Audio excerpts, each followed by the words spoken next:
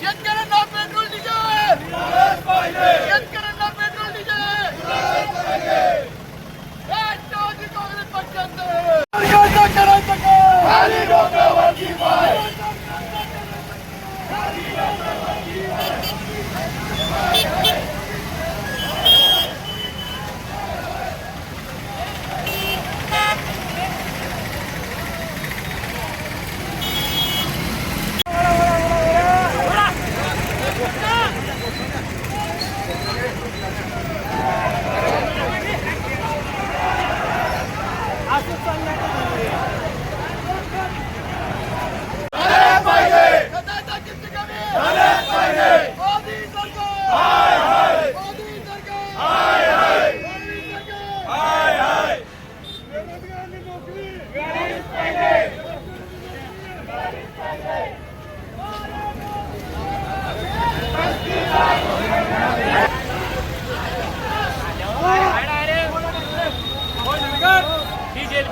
तालुक्यात पाणी प्यायला नाही भेटत आहे.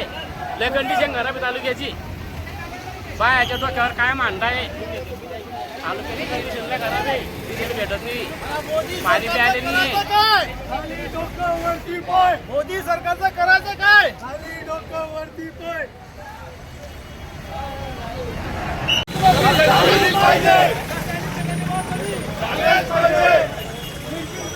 संविधान आयोगाच्या शिफारशी लागू झाल्याच पाहिजे. संविधान आयोगाच्या शिफारशी लागू झाल्याच पाहिजे. मोदी हटाओ एक बचाओ या सरकारचं करायचं काय एक बचाओ मोदी हटाओ एक बचाओ अरे सरकारचं करायचं काय खाली डोक्यावरती पाय चला राजू दादा चला हळू घ्या इथे मोदी तेरा खेळ 32,000 महंगा तेल शेतकऱ्यांना झालीच पाहिजे. शेतकरी कर्जमाफी झालीच पाहिजे. शेतकरी कर्जमाफी झालीच पाहिजे. वारे मोदी तेरा खेळ 32,000 महंगा तेल नाशिक आहे.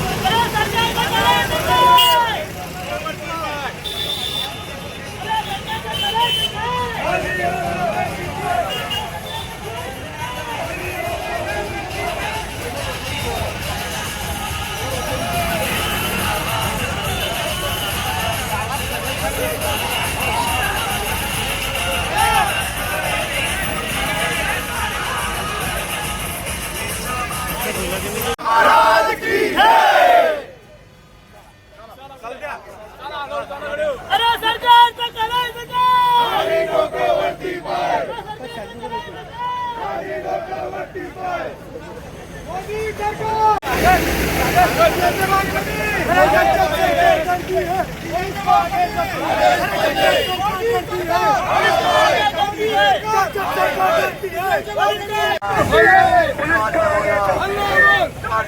मोदी सरकार पे महंगाई पे तानाशाही पे जोर से बोलो ऊपर से बोलो नीचे से बोलो राय से बोलो दरबार से बोलो कार से बोलो जोर से बोलो पेपर बोलणाऱ्या सरकारचा पेपर बोलणाऱ्या सरकारचा शेतकऱ्यांना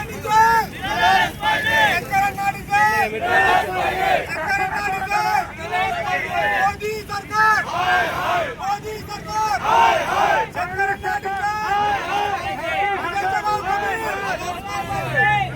अरे मोदी तेरा खेळ अरे मोदी तेरा खेळ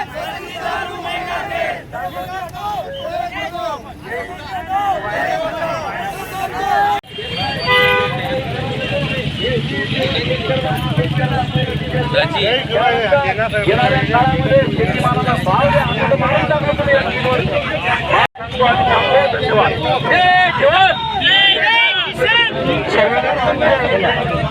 आपल्याला बाबासाहेब आंबेडकरांना वचन करून हे अशा त्या ठिकाणी समावेश करायचा आहे.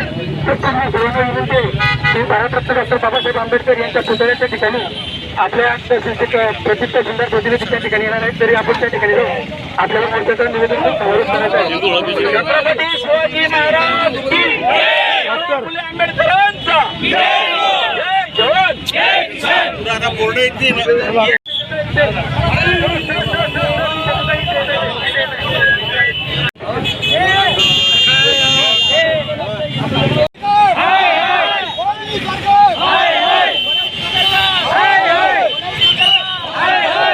हटाओ देश बचाओ, मोदी हटाओ देश बचाओ, टीएनचे भाव कमी झालेच पाहिजे, हिंदूला भाव भेटलाच पाहिजे, हिंदूला भाव भेटलाच पाहिजे. निषेधार्थ विविध समस्या घेऊन या ठिकाणी रस्ता रोको आंदोलन केलेलं आहे, काय सांगा? आज आम्ही या ठिकाणी राष्ट्रवादी काँग्रेस पार्टी शरदचंद्र पवार पक्षाच्या माध्यमातून पक्षाचे जिल्हाध्यक्ष प्रमोद बापू, तालुक्याचे नेते निकेतदादा पाटील, दिलीप प्रोफेसर, तालुकाध्यक्ष किशोर पाटील, सचिन बोरसे आणि सर्व पदाधिकारी यांच्या नेतृत्वात आणि मार्गदर्शनात या ठिकाणी पेट्रोल आणि डिझेल मिळत नाही आहे. खरं तर मान्सून जवळ आलेला आहे आणि आज हे जे 2 महिने हे खरं तर पेरणीचे दिवस असतात आणि अशा परिस्थितीत आपला शेतकरी कॅन घेऊन पेट्रोल पंपावर दिसतोय आणि त्या क्षणी आपले मंत्री महोदय जे खरं तर टपरीवर होते, टपरीवरून त्यांना याच डिझेलची कॅन घेऊन फिरणाऱ्या लोकांनी अगदी 5 स्टार लाईफ अशा मंत्रिपदापर्यंत पोहोचवले. ते मंत्री महोदय म्हणतात की त्या ठिकाणी पेट्रोल पंपावर छोटी छोटी पोरं डिझेलच्या कॅना घेऊन उभे आहेत, ते शेतकरी आहेत का? ते विसरून गेले, कदाचित त्यांना माहीत नाही, कारण त्यांच्या गाडीमध्ये डिझेल कोण टाकतं हे त्यांनाही माहीत नाही. परंतु आज साधा सरळ विचार आहे, ज्या वेळेला एखादं ट्रॅक्टर एखाद्या शेतावर नांगरणी करत असतं त्यावेळेला त्या शेतकऱ्याचा पोरगा डिझेलची कॅन घेऊन आलेला असतो. जर आपण ट्रॅक्टर या ठिकाणी बोलवलं, ट्रॅफिक जाम होऊ शकते, शेतकऱ्याला येण्या जाण्याचा खर्च वाढू शकतो, यासारखे अनेक मुद्दे होते आणि खरं तर शेतकऱ्याला आता फक्त 10 जूनपर्यंत डिझेलची गरज आहे. त्यामुळे शेतकऱ्यांच्या माध्यमातून आम्ही विनंती करतो की कॅनमध्ये डिझेल देण्याचं जे सत्र चालू आहे ते चालू ठेवावं. या 10 जूनपर्यंत एवढी आम्ही विनंती करतो. दुसरा मुद्दा असा आहे की मोदी सरकार सांगतंय की खाद्यतेल कमी खा. मला एक सांगायचं की विदर्भामध्ये सोयाबीनचा शेतकरी आत्महत्या करतोय. आपल्या जामनेर तालुक्यामध्ये भाग सोडला तर कोरडवाहू शेतामध्ये सुद्धा सोयाबीन, सूर्यफूल, तीळ इत्यादी लागवड होते. तुमचा स्टार्टअप इंडिया आहे, त्यानं त्या स्टार्टअप इंडियाच्या माध्यमातून बेरोजगारांना तेलाचे घाणे उघडतील. कशाला अमेरिकेतून सोयाबीन आणताय? देशातल्या सोयाबीन आणि तेल उत्पादकांना संधी द्या. तर असं भरकटलेले हे सरकार आहे. तिसरा महत्त्वाचा मुद्दा आहे की नीटची परीक्षा या 14 वर्षामध्ये 89 वेळेस नीटचा पेपर फुटला. नीटचा पेपर कोण देतो? सर्वसामान्य घरातली पोरं त्यांचे मायबाप पोटाला चिमटा काढून नांदेड, लातूर या ठिकाणी पाठवतात आणि त्या ठिकाणी बघितलं तर कॉलेज क्लासेसवाले लोक 2-2 लाख रुपये फी घेतात आणि त्या ठिकाणी शिकवतात. परंतु प्रत्यक्षात जी लोक धनाढ्यांची आहे त्यांना मात्र पेपर फोडून दिला जातो. शेवटचा एकच मुद्दा सांगेल की गेल्या 2014 पासून भाजप सरकार हे एकच सांगतंय की हिंदू राष्ट्र बनवायचं आहे, हिंदू राष्ट्र बनवायचं आहे.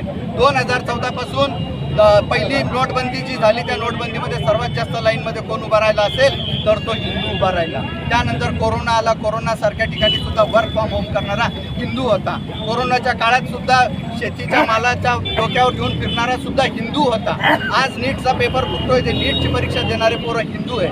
आज जो शेतकरी लाईनमध्ये उभा आहे डिझेलसाठी तो हिंदू आहे.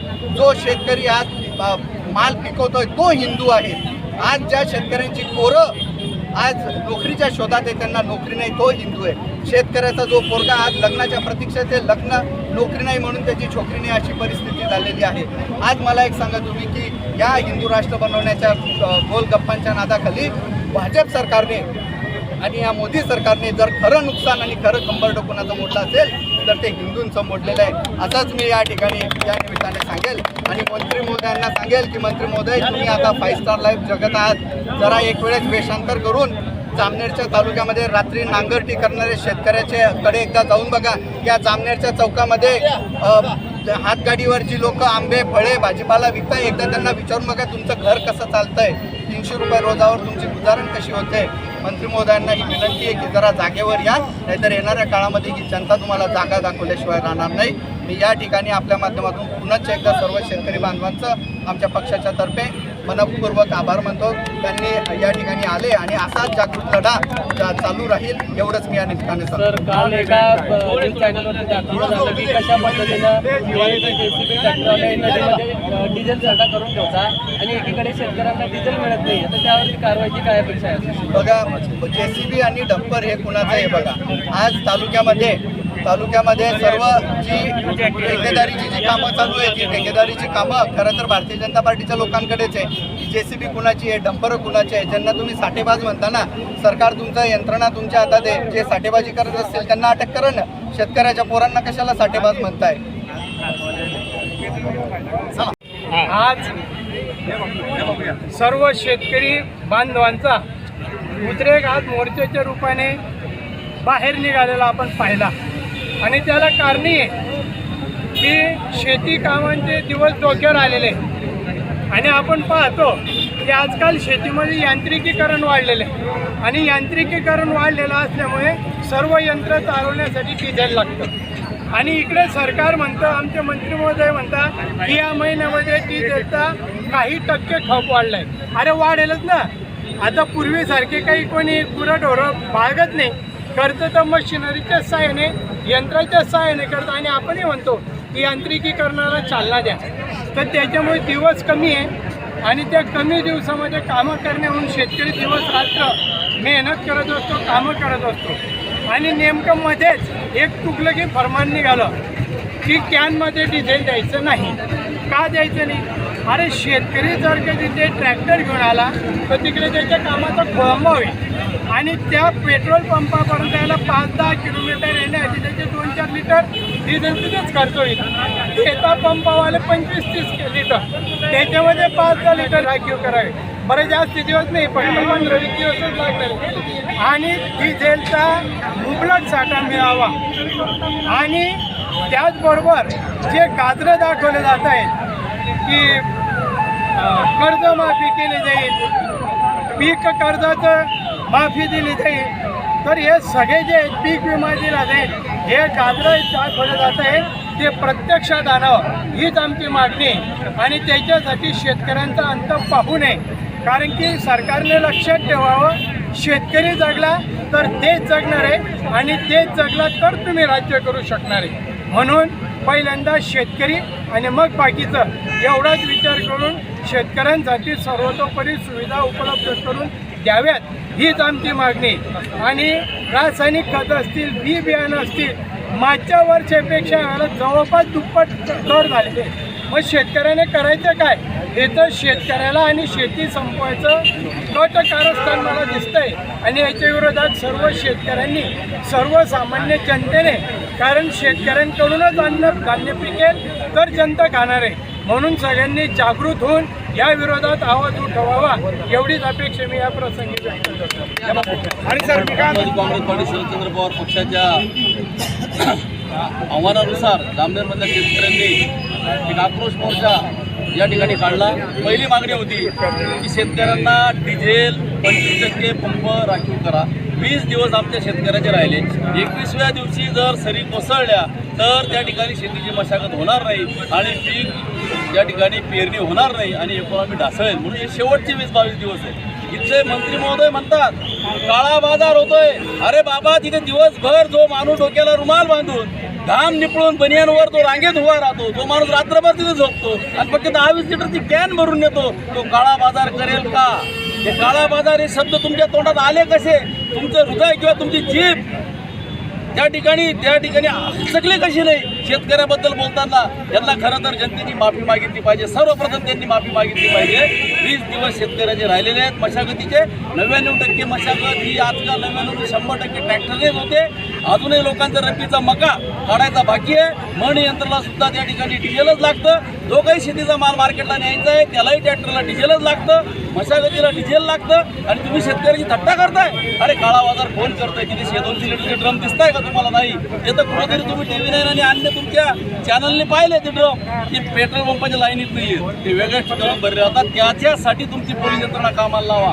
तुमच्या स्वतःच्या गाड्या, तुमच्या कार्यकर्त्यांच्या दिमागदार गाड्या, तुमच्या ठेकेदारांच्या दिमागदार गाड्या, प्रत्येक गाड्या डिझेलने फुल आहेत. अरे त्यांना सांगा की काही दिवस शेतकऱ्याकरता तुम्ही थोडं डिझेल फुल करू नका, अत्यावश्यकच डिझेल घ्या आणि शेतकऱ्याला प्राधान्य द्या. एवढं बोलला असतात महाजन साहेब तरी शेतकऱ्याला दिलासा मिळाला असता. तुम्ही तर त्यांना काळा बाजार करताय म्हणून त्यांच्या जखमेवर मीठ सोडलेलं आहे. तुमचा धिक्कार करावा तेवढा थोडा आहे. अजूनही वेळ गेलेली नाही. फडणवीस आदल्या दिवशी बोलले साठेबाजी व दुसऱ्या दिवशी बोलले शेतकऱ्याला प्राधान्य द्या, पण तुम्ही मात्र बोलले नाही. नागपूरचे फडणवीस मेट्रो पॉलिटिक्स सिटीतले त्यांना बहाणं आलं. पण जामनेरच्या गिरीश महाजनांना 7व्यांदा शेतकऱ्यांच्या जीवावर विधानसभेत गेलात, मंत्री झालात 3ऱ्यांदा, आणि तुम्ही अजूनही तुमच्या शब्दामधला त्या ठिकाणी माघार घेत नाही आणि शेतकऱ्याला डिझेल द्या म्हणत नाही. तुमचा खरा तेवढा धिक्कार या ठिकाणी थोडा आहे. दुसरी गोष्ट, एकीकडे आरोग्य खातं म्हणतं 12 ते 5 बाहेर निघू नका, दुसरीकडे शेतकऱ्याला वीज 8 तासाची 6ची आता 5 वर आली, ती 12 ते 5. म्हणजे तुम्ही शेतकऱ्याला शेतात जायला लावता. अर्धी सकाळी 6 पासून द्या ना आणि 7-8 तास द्या ना. आज मला भाजी वगैरे भागातून, भोकरबादी भागातून फोन येत आहेत, उद्या आंदोलन जळगावला करायचं आहे MSCB वरती, की तुम्ही सकाळची वेळ करा आणि 7 ते 8 तास वीज द्या. हा दुसरा मुद्दा आहे. तिसरा, गगनाला किमती पोहोचल्या आहेत बी बियाणं खते मटेरियलच्या, आणि त्या ठिकाणी सुद्धा तुमचं थंब करा, तुमचं ऑनलाईन करा, तुमचं पोर्टल करा.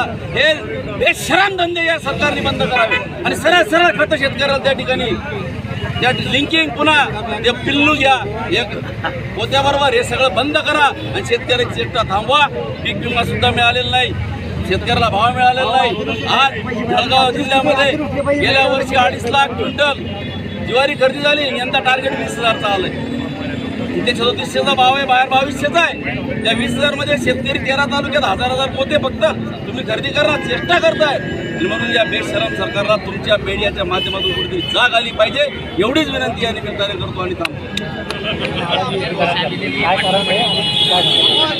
कारण असं आहे की मागील लिंबूचे भाव जे होते ते 55 रुपये किलो होते. म्हणजे साधारणतः 3500 ते 3800 कॅरेटप्रमाणे 20 किलोचे कॅरेट 3500 ते 3800 भावाप्रमाणे जात होते. आणि आज जे लिंबूचे दर उन्हाळा चालू असताना सुद्धा आज लिंबूचे दर जे आहेत ते 50 रुपये किलो आलेले आहे. तर याच्यात खूप मोठं शेतकऱ्याचं नुकसान होत आहे आणि त्याच्यामध्ये लिंबूला भाव मिळत नाही. शेतकरी म्हणून काय मागणी केली आता आणि जर शेतीमाला असं मालाला भाव भेटला नाही तर काय बोलू करायचं? शेतकऱ्याच्या मालाला भाव मिळालाच पाहिजे. जर शेतकऱ्याला भाव नाही मिळाला तर शेतकरी खूप संकटात येईल आणि आता सुद्धा शेतकरी संकटातच आहे. शेतीमालाला, कुठल्या शेतीमालाला आज भाव नाही आहे. मक्याला भाव नाही, ज्वारीला भाव नाही, कपाशीला भाव नाही, टमाट्याला भाव नाही, मिरचीला भाव नाही, कशालाच भाव नाही. सरकारने याकडे लक्ष द्यायला पाहिजे. आणि आता या अजून मे महिना चालू आहे तरी लिंबूचे भाव बाकी थोडा फायदा झाला पाहिजे अशी सरकारला मागणी करतो. आज या ठिकाणी जामनेर तालुक्याच्या वतीने शेतकऱ्यांसाठी या ठिकाणी जनाक्रोश मोर्चा आणि रास्ता रोको आंदोलन या ठिकाणी करण्यात आलं. या ठिकाणी आपण जर बघितलं असेल तर शेतकऱ्याच्या खूप मोठ्या प्रमाणात मागण्या आहेत. हे सरकार अतिशय शेतकऱ्यांबाबतीत असंवेदनशील आहे. पहिली मागणी आमची अशी होती की शेतकऱ्यांना सरसकट कर्जमाफी झाली पाहिजे. हे सरकार फक्त घोषणा करतंय, फक्त आश्वासन देते, या महिन्यात देऊ त्या महिन्यात देऊ, पण अद्यापपर्यंत शेतकऱ्याला कर्जमाफी झालेली नाही. दुसरा मुद्दा आमचा या ठिकाणी असा आहे की या ठिकाणी शेतकऱ्यांचे खतं आता पेरणीची लगबग सुरू झालेली आहे. शेतकऱ्यांना या ठिकाणी मागच्या वर्षी 1400-1500 रुपये मिळणारी बॅग यावर्षी 2200 रुपयाला मिळते. म्हणून खताचे दर आहे त्वरित कमी झाली पाहिजे, या मागणीसाठी आम्ही या ठिकाणी आंदोलन करतो. तिसरी मागणी या ठिकाणी आमची अशी आहे की आज या ठिकाणी डिझेल आणि पेट्रोलचा खूप मोठ्या प्रमाणात तुटवडा आहे. शेतकऱ्याला डिझेल मिळत नाही, म्हणून शेतकऱ्यांना मोकळंपणा डिझेल मिळालं पाहिजे ही मागणी घेऊन आम्ही या ठिकाणी आंदोलन करतो आहोत. चौथी मागणी या ठिकाणी अशी आहे की शेतकऱ्यांना मागील वर्षी पीक विमा या ठिकाणी या शासनाने अद्यापपर्यंत दिलेला नाही, मग तो पीक विमा या ठिकाणी त्वरित मिळावा ही मागणी आम्ही या ठिकाणी करतो आहोत. पाचवी मागणी या ठिकाणी अशी आहे की शेतकऱ्यांना आज बऱ्याच भागात जामनेर तालुक्यामध्ये पाणी आहे, फक्त पाणी असून सुद्धा शेतकऱ्याला वीज मिळत नाही अशी दयनीय परिस्थिती झालेली आहे. म्हणून ज्या काही भागामध्ये 8 तास वीज मिळत होती त्या भागामध्ये आज 6 तास वीज मिळते. म्हणजे शेतकऱ्याने करावं तरी काय? म्हणून या शेतकऱ्याला जागा करण्यासाठी आम्ही या ठिकाणी जास्त आंदोलन केलेलं आहे. शासनाने या शेतकऱ्यांना त्वरित या ठिकाणी या मागण्या पूर्ण कराव्या. या ठिकाणी सरकार शेतकऱ्यांच्या भावनाशी खेळतंय का असं वाटतं? 100% शेतकऱ्यांना या सरकारला शेतकऱ्याशी काही देणं घेणं नाही.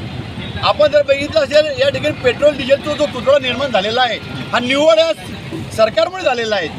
यावेळेस 2 महिन्यापूर्वी अमेरिका इराणचं युद्ध पेटलं, त्याच वेळेस प्रत्येक राष्ट्राने या ठिकाणी बैठक बोलवली, यांचं नियोजन केलं. पण या देशाचे पंतप्रधान यांनी कुठलंही नियोजन न करता फक्त 5 राज्याच्या निवडणुका करण्यासाठी या सरकारने निवडणुकीला महत्त्व दिलं आणि शेतकऱ्याकडे सर्वसामान्य लोकांकडे दुर्लक्ष केलं. म्हणून या ठिकाणी पेट्रोलची समस्या निर्माण झालेली आहे. म्हणून सरकार शेतकऱ्यांच्या बाबतीत संवेदनशील आहे, म्हणून सरकारने जागा व्हावं. झोपलेलं कुंभकर्ण सरकार आहे, यांनी जागा व्हावं. आता तरी ही मागणी करण्यासाठी आम्ही आंदोलन करतो आहोत.